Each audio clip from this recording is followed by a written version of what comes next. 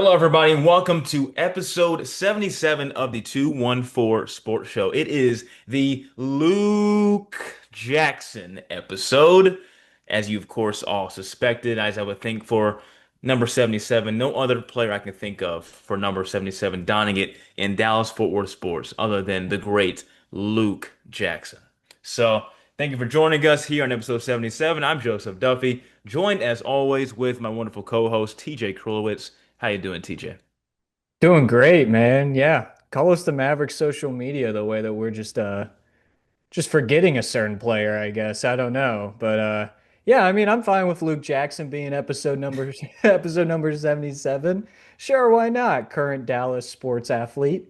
Might as well. I can't think of anyone else though, so I really can't either. It's crazy. So as we dive in, not going to be a crazy long show again, but there's been a very crazy amount of headlines following, especially the Dallas Cowboys. We're going to start with the Texas Rangers, though, who are maybe getting hot. Maybe it was never, out of reach for the Rangers as they were approaching the All-Star break. Finished the last part of the first half well against the Houston Astros, winning that series.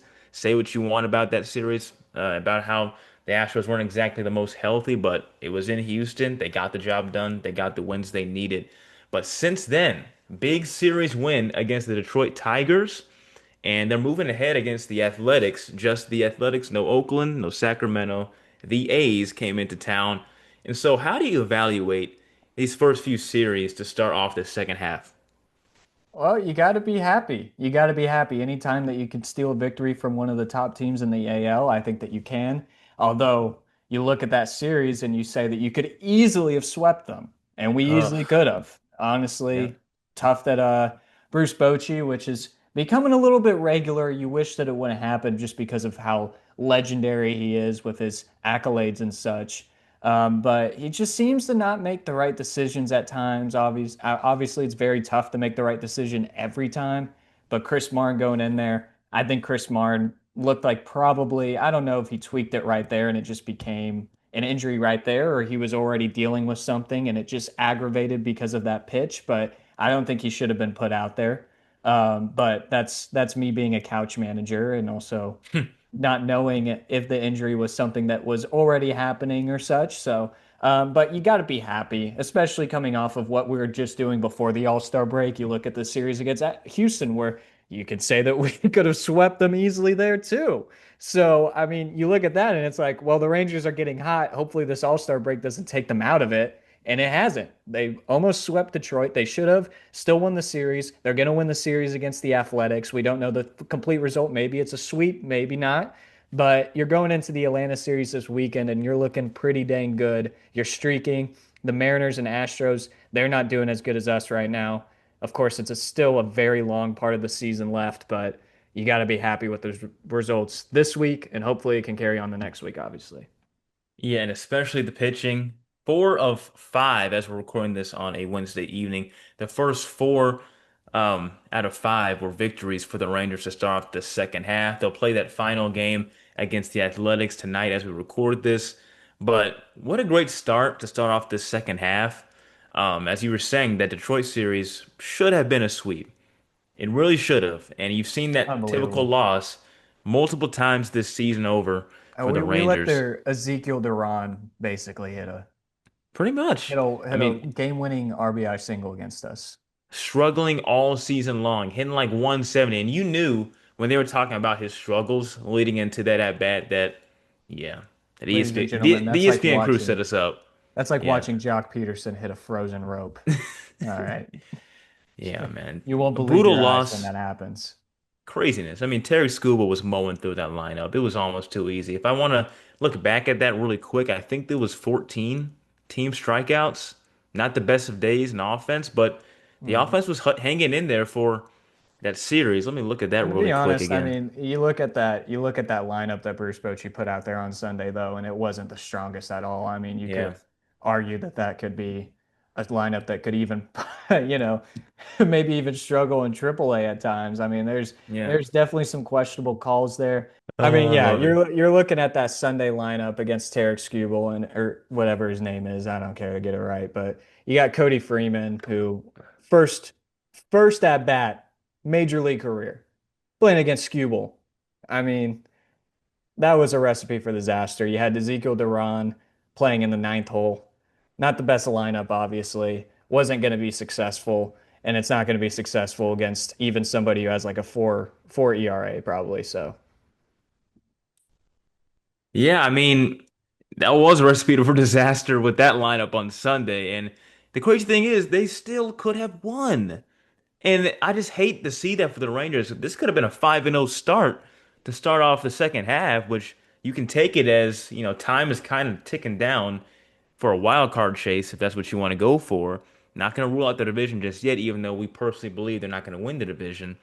But, looking ahead at this series coming ahead with Atlanta, I still feel some concern.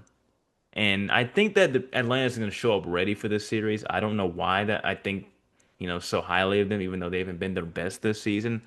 Didn't have their best few series, ending, limping into the end of the first half. And honestly, I feel like they're going to be a prepared team for this series. So you look at who's projected. It's going to be Kumar Rocker to open that Friday night matchup, pitched beautifully in that Saturday matchup against Montero for the Tigers.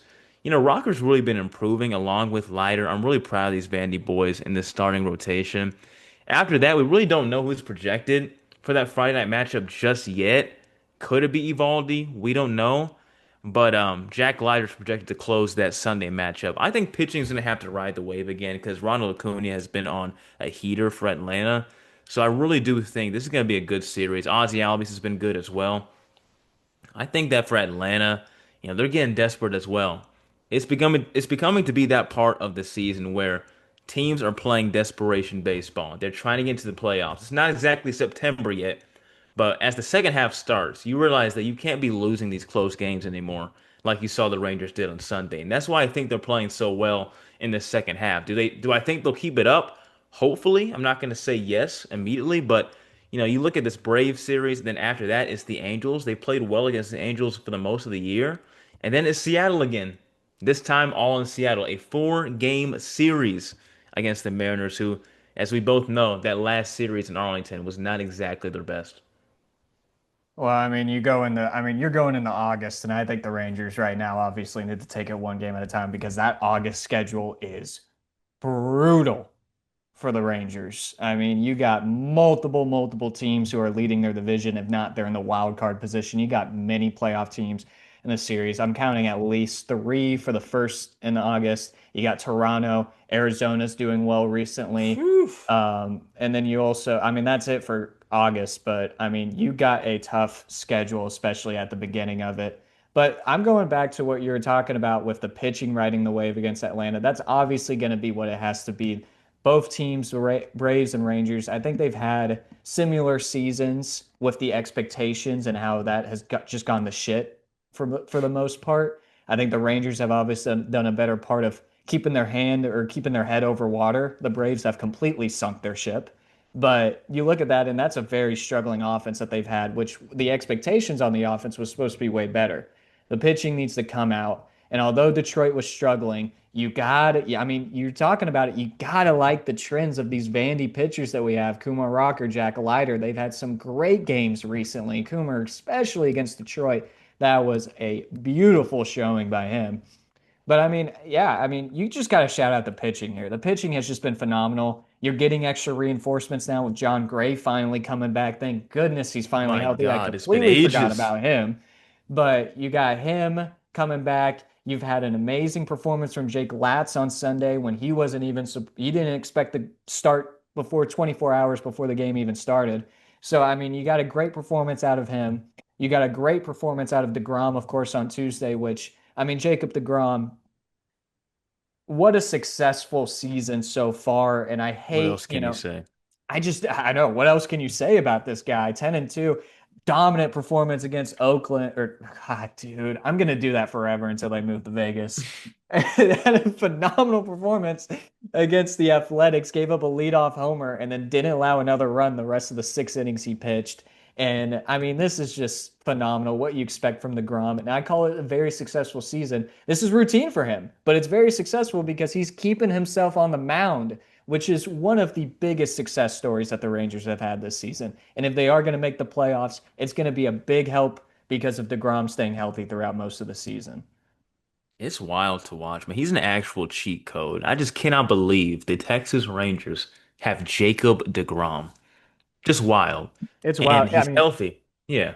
yeah, I mean, you talk about pitchers, especially in this recent era, especially our era. You don't see a better pitcher in the Rangers era than Jacob deGrom. You can say Yu Darvish because obviously his accolades as a Ranger is, way more stacked up than deGrom. deGrom's only pitched probably like started probably 30 games for us so far in his career. But I mean, you got to say that DeGrom, his dominance, it's just on another level. You haven't seen it since Yu Darvish pitched in a Rangers jersey.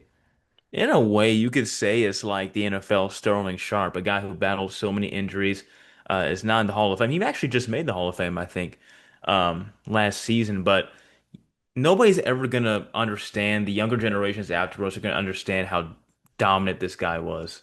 We've had the privilege to see it, for the past decade and some change or so.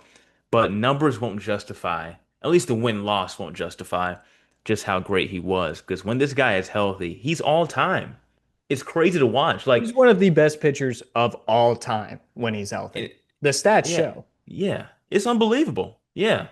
So with that being said, I mean, we wish the Rangers the best as they close in on the end of this series against the Athletics, and then they'll welcome in Atlanta before they hit the road again for what is to be a beating of a divisional road trip against the Angels in Seattle. So moving on to now the Dallas Cowboys. Boy, oh boy. The gift that keeps on giving and never ends. The greatest reality show in American sports. Another day in paradise, man. Another day in Another day in paradise. paradise. How does this stuff always just happen to us?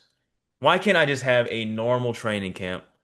Why can't I just have a regular training camp where everybody's just, getting work in, contracts are all set, owner's just chilling in the corner, watching his players get to work. New coach, right? And Brian Schottenheimer's just coaching his guys up, encouraging them. Why can't I just have something simple?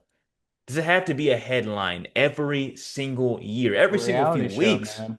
I'm It's a really reality show. surprised that there hasn't been a keeping up with the Joneses or anything like that. My I'm God. very surprised that Jerry hasn't greenlit a uh, a reality show before he hits the hay. Oh my He's, Lord. he's got a few. But but He's got a few man, more Jerry. years. Jerry Jones, even at 82 years old, still making waves in the sports world. And if you haven't heard, just a few days ago, Jerry Jones was saying, well, we spent the most money of anybody in the NFL on a player last year. If we can do that again, that'd be pretty good. I think you ought to look at free agency, not so much the criticism we got last year, but look in years past and how we've done it. It'll probably be more in line. And, he was obviously talking about the Micah Parsons contract talks that have been hyped for, a few months now. And I understand the conversation, but these are the kind of things you don't say. Wouldn't you agree? Like outside in the public, especially in the beginning of training camp. I think it's always funny because it's like whenever Jerry does have a quote like this, it's always like, no, no, no, you're taking it out of context. Like, how many times are we going to take a Jerry quote out of context? Maybe he's just dumb. I don't know. Like, maybe he just doesn't know how to speak the media, which is surprising. He's been here for way too long. My favorite part of that quote is whenever he says that you got to look at free agency, not so much the criticism we got last year. I know he's talking about extensions, but if he was just talking about free agency in itself, I'm taking him out of context here. But if he was talking about free agency in itself, it's like, dog, last year was not just the only criticism you got with free agency. All right. This is every year. This is an every year issue. And not just that, it is an every year issue for the times that we do have to extend players, like you said at the start of this segment. And you talk about the Zeke contract negotiations we had in like 2019. That was awful. We had him going to Cabo training by himself when we were trying to talk to them with extensions. We've had problems with extending players before with our franchise players. So I mean, I think Jerry, it's such a don't tell me how to do my job mindset, which is like so funny to me because it's like, I mean, I can get the don't tell me how to do my job mindset when you're like an electrician, when you're like, when you're maybe a teacher, I don't know, like something like that. But you're a sports manager. You are a general manager of a sports team. You do not need a degree to do that. You just need experience. You need time. Obviously, you need to know how to crunch numbers and such, but you don't really need a degree to figure out how to make a successful team. Yeah. It's befuddling. It gets worse every year somehow. I guess him acquiring Pickens via trade has him feeling extra good this offseason and makes him feel like he can sit high and pretty and say whatever he wants. How But long till he when trades him away or has trouble with extending him, though? Because he is a free agent next year. you know it's coming. You know it's coming. Let's just be prepared as we sit here. I mean, I would be surprised if George Pickens was balling out first half and he's like, you know what? Here's your money. Here's your money right here before the end of the first half. I would be stunned, but that's not going to happen. And here was Trayvon Diggs' comments defending Micah, because he was saying he really wants to be here. I've been with him ever since he came in, and he's worked hard. He's earned everything. He's earned every dollar. He's performed on the field. So, I think it's time to get it done. Make sure we keep this thing together. And Micah's response was, man, this one kind of made me a little sad because he was saying, I don't take it personally. I just don't understand. And he was saying, I've been pretty consistent, which he has. I like to go about my business, like I said, as long as I'm here and under contract, I'm going to do what I have to do to perform at the highest level. But if this is the end, this is the end. He's just clip farming, man. Oh, That's a he clip absolutely farm is. right there. He's trying He's to get trying, the famous he's trying to make quotes. some leverage, create some leverage, which he's doing a great job of. He has the leverage. He's Yeah, Micah I mean, Parsons. it's Micah Parsons, and you wish that, I wish that I could 100% be on Micah Parsons' side, but there's got to be two-way conversation here, and Micah needs to fix some things that he does on the field too. I think that his production by the end of the season has not been as strong as what he does at the beginning of seasons. Um, he needs to figure that out, I think. But yeah, you don't just let him walk away. You just don't let him walk away, and you don't you Oh my you know God. you give him the money. You give him the money because you're not going to find anyone else like Micah Parsons out there. All right. You cannot replace Micah Parsons. No matter if his production starts to teeter off a little bit by the end of the year, it does not matter. All right. And it's also because he's like the most, he doesn't get holding calls. It's unbelievable. But I mean, Still, yeah. yeah, he still doesn't. But I mean, you're just not going to find a replacement out there. You got to pay the man, Jerry. And I'm so sick of it having to be such an issue every single year with our franchise players because you want them to feel like they want to be here. And obviously, there's so many players that want to put on the star on the helmet, but once they get here, or before they even get here, they try to say that they want to be on the Cowboys. Jerry's just so reluctant on some things, man. He's so reluctant on paying players and it hasn't done anything, like we're not getting any better. We're not improving. So I mean, you quite literally haven't had an outside linebacker as talented on the edge. It's probably since DeMarcus Ware, if I'm being honest. I mean, I love DeMarcus Lawrence, but he's not really what Micah has been. It is such a DeMarcus Ware, natural. DeMarcus Lawrence. I'm saying since DeMarcus Ware, and I love Oh, DeMarcus Lawrence because he was another great edge rusher we've had in between. But just like since DeMarcus Ware, but I'm just saying, like, it's crazy how you say this, just to kind of strike fear in a way in Micah and try and make him think like we don't need you. Even after Micah has been, a game changer for this defense since he really got in the league. And I'll be honest, I didn't want Micah initially. I didn't know we were gonna get him. I wanted Patrick Surtain in that draft, but Micah has been he's exceeded really more than I ever thought that he was gonna do from Penn State. And so I really do believe that you're right about his second halves not necessarily being as great as his first halves. And so I like how you're being fair with that for sure. That it is a two-way street. And I would like him to maybe tone down the podcasting, ironically, as we're recording a podcast. But on look, athletes. Micah Parsons, yeah, he's a game changer. And I wish he could, focus more on the defense in this new era of Brian Schottenheimer. But Jerry Jones, we can't do this, man. You can't do this to your players. You're 82, man.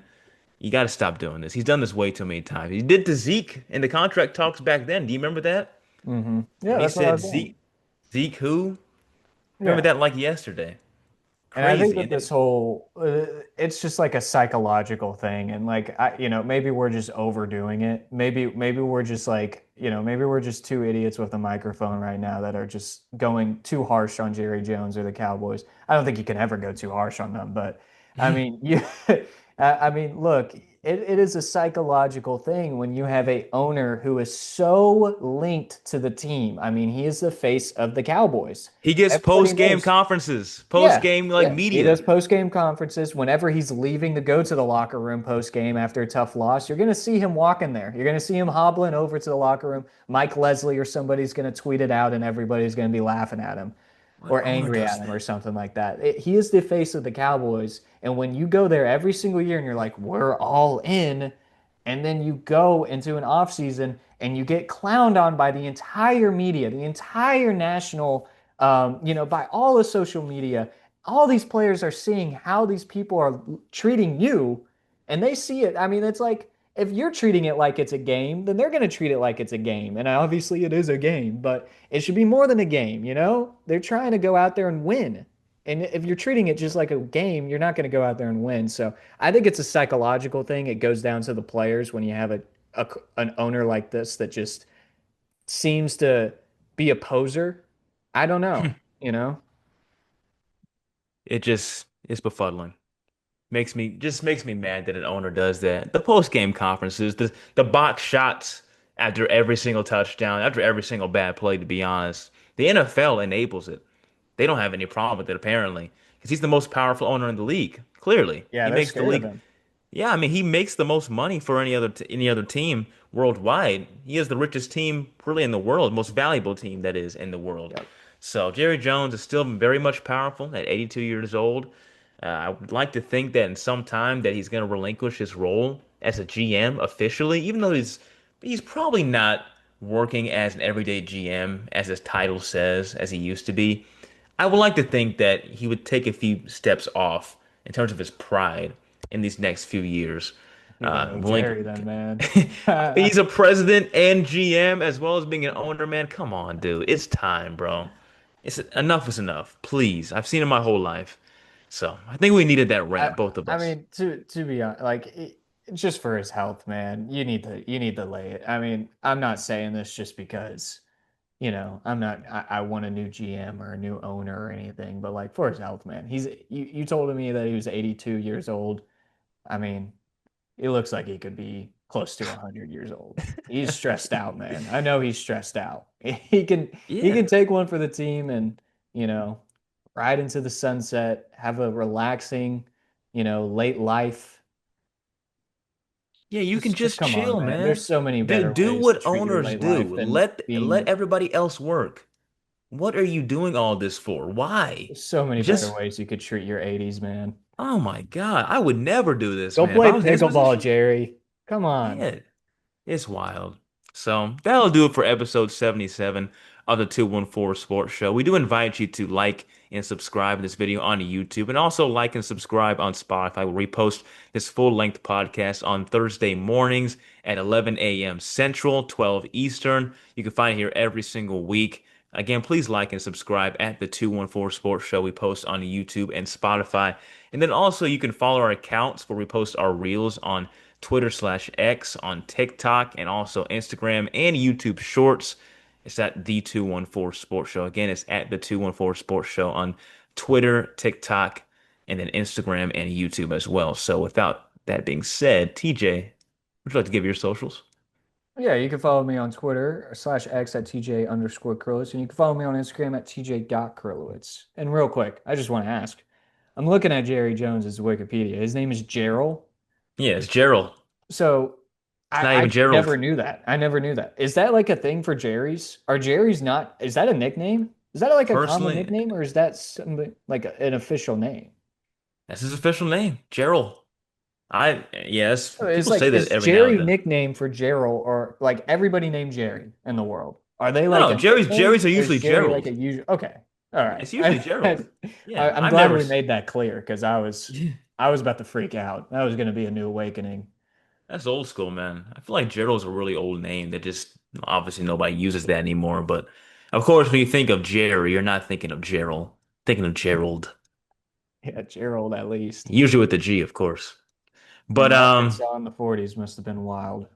what Sheesh. were you doing at that school in Little Rock, Jerry? That picture, that media wave was funny. I can't lie. But you can follow me on Instagram at Joseph underscore Duffy 99. Again, at Joseph underscore Duffy 99. And it's the same on X. And then on TikTok, if you want to follow, it's JOE underscore Duffey. Again, please like this video and subscribe on the 214 Sports Show. We post on YouTube and Spotify. And for that being said, for TJ Krilowicz, I am Joseph Duffy. Thank you for joining us for 77. We'll see you next week.